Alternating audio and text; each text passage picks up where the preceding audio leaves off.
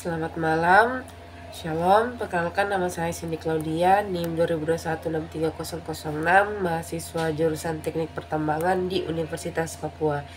Jadi seperti biasa, saya akan membahas sebuah materi dalam mata kuliah mekanika batuan mengenai distribusi tegangan di sekitar terowongan.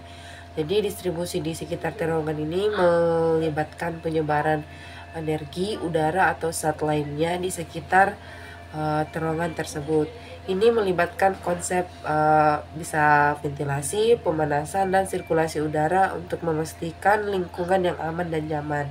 Jadi ada beberapa faktor seperti tekanan udara, kelembapan, dan kualitas udara ini akan menjadi sangat penting dalam merancang sistem distribusi untuk memenuhi kebutuhan tertentu, seperti mencegah kumpulan gas berbahaya atau menjaga suhu yang optimal. Pemahaman mengenai besar dan arah tegangan in situ dan tegangan terinduksi ini merupakan bagian penting dalam perencanaan lubang bukaan bawah tanah. Dalam banyak kasus, tegangan terinduksi ini akan melampaui kegiatan massa batuan dan menyebabkan ketidakmantapan lubang bukaan bawah tanah. Tegangan awal sendiri terbagi atas 3 macam, yaitu tegangan gravitasi, tegangan tektonik, dan tegangan sisa. Tegangan gravitasi ini terjadi karena berat tanah atau batuan yang berada di atasnya itu lebih berat. Kalau untuk tegangan tektoniknya itu terjadi akibat geseran-geseran pada kulit bumi yang terjadi pada masa lampau maupun sampai waktu yang sekarang, yang seperti sesar dan juga lainnya. Dan yang terakhir, tegangan sisa adalah tegangan yang masih tersisa walaupun penyebab tegangan tersebut itu sudah hilang, yang berupa panas maupun pembengkakan pada kulit bumi. Tegangan in situ ini merujuk pada tegangan yang ada dalam suatu benda atau batuan sebelum adanya pengaruh gaya eksternal atau perubahan kondisi. Dalam konteks mekanika batuan, tegangan in situ ini mencakup tegangan yang muncul secara alami di dalam formasi batuan sebelum adanya aktivitas manusia atau beban tambahan. Jadi untuk tegangan terinduksi ini mempunyai 2 arah gaya vertikal dan juga horizontal. Begitu juga untuk tegangan in situ itu dia memiliki 2 arah tegangan, yaitu tegangan secara vertikal dan horizontal. Untuk tegangan vertikalnya itu sendiri memiliki perhitungan dengan memakai persamaan sigma sama dengan P dikali G dikali H. Jadi untuk P sendiri itu adalah bobot isi batuan dalam satuan ton per meter kubik. Kalau untuk G sendiri itu adalah percepatan gravitasi dalam satuan menit per detik, dan untuk H itu adalah kedalamannya. Jadi saya akan menghitung tegangan vertikal di area sekitar rumah saya yang ada di Palopo.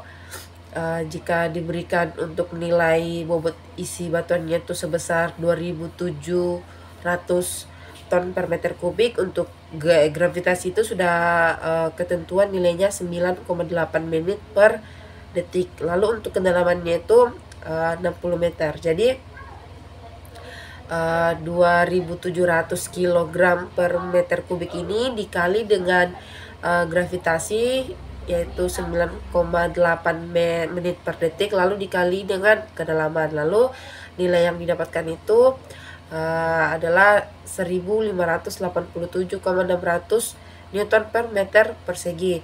Lalu nilai ini akan dikonversi ke dalam MPa. Jadi setelah nilainya saya konversi ke MPa, dia nilainya menjadi 1,587 MPa.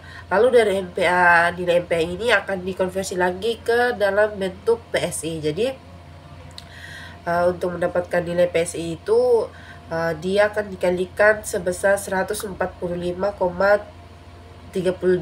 Jadi 1,587 dikali 145,38 hasilnya adalah 230,175 PSI yang akan dikonversi lagi ke dalam bentuk kilogram per sentimeter persegi. Jika dikonversi nilainya menjadi 16,182 kg per sentimeter kubik. Setelah didapatkan nilai tegangan in situ vertikalnya, barulah kita dapat mencari untuk nilai tegangan in situ horizontalnya. Lalu untuk mencari tegangan in situ vertikal ini, kita tidak akan dapat mencari nilainya jika ada satu data yang kurang. Misalnya data kedalamannya tidak ada, berarti kita tidak dapat menghitung tegangan in situ vertikalnya. Setelah nilai tegangan in situ vertikalnya telah didapatkan, maka kita bisa mencari nilai tegangan in situ horizontalnya dengan rumus 100 per Z ditambah 0,3. Nilai 100 dan 0,3 ini adalah ketentuan dari rumusnya, sedangkan untuk Z itu adalah kedalaman. Jadi di sini kedalaman saya adalah 60 meter. Jadi 100 per 60 ditambah 0,3 hasilnya 1,96 meter. Jadi setelah didapatkan nilainya itu, kita akan kalikan dengan nilai tegangan in situ vertikalnya yang dalam bentuk MPa. Jadi nilai in situ vertikal saya MPa-nya itu sebesar 1,587 MPa. Jadi 1,96 meter dikali 1,587 MPa hasilnya adalah 3,110 MPa. Jadi itu adalah nilai untuk tegangan in situ horizontalnya. Lalu ada beberapa faktor yang mempengaruhi tegangan in situ, yaitu ada aktivitas tektonik, yang dimana semakin kuat aktivitas tektonik maka tegangan horizontalnya akan lebih besar daripada tegangan vertikalnya. Lalu yang kedua, karena topografi permukaan bumi, jadi itu akan mempengaruhi. Sekian materi yang dapat saya jelaskan. Jika ada kekurangan dan salah kata mohon dimaafkan. Terima kasih.